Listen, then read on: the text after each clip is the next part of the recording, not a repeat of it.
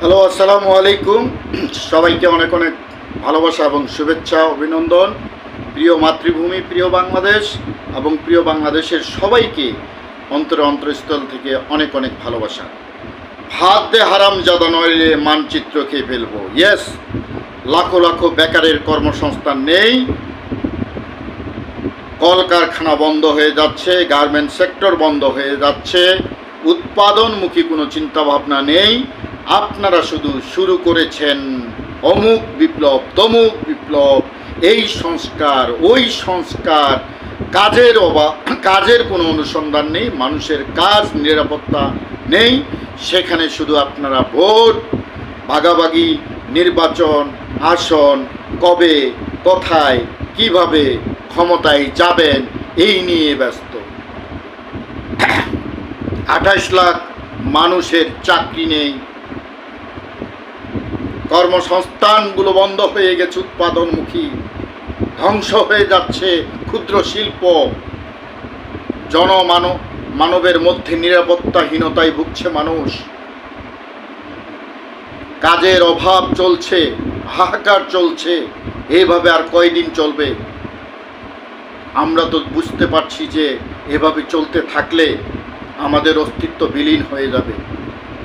জনগণই যদি ক্ষমতার উৎস হয়, তাহলে আপনারা যারা সংস্কার করছেন, জনগণের পক্ষে কয়টা সংস্কারের দাবি আপনারা পূরণ করছেন? জনগণকে খোলাসা করছেন না কেন? জনগণ জানতে চায় আপনাদের সংস্কারের পাণ্ডুলিপিতে কি কি আছে জনগণের জন্য। ইয়েস, আমরা এই ভাউতাবাজি রাজনীতি আর বিশ্বাস করি না। আমরা 5ই আগস্টের পরে ভেবেছিলাম যাক, গুন্ডা বাহিনী, স্বজনপ্রীতি, পরিবারতান্ত্রিক ভাই রাজনীতি আর হয়তো বাংলাদেশ থাকবে না।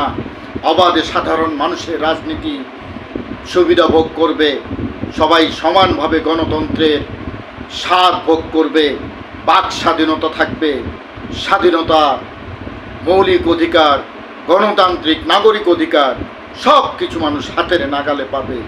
কিন্তু এই 1 বছর হতে চলেছে, আমরা এর ফলাফল তো কিছুই পেলাম না। বরং দিনের বেলায় ঘর থেকে বের হতে বুক কেঁপে উঠি, জানি না কোথায় কোন মবের আওতায় পড়ে যাব। মানুষ বেকার হয়ে যাচ্ছে, প্রতিদিন প্রচণ্ড বেকার হয়ে যাচ্ছে। দেশ নির্মাণের মূল অস্ত্র হলো দেশে সর্বত্রে উৎপাদনমুখী কলকারখানা গড়ে তুলতে হবে, বেকার নিরসনের ব্যবস্থা করতে হবে, আইন শৃঙ্খলা ফিরিয়ে আনতে হবে, মানুষের নিরাপত্তা জোরদার করতে হবে, তবেই দেশ এগিয়ে যাবে। আর আপনারা শুধু হিংসার প্রতিহিংসার রাজনীতি চালিয়ে রেখেছেন। এজন্যই তো 36 জুলাই হয় নাই।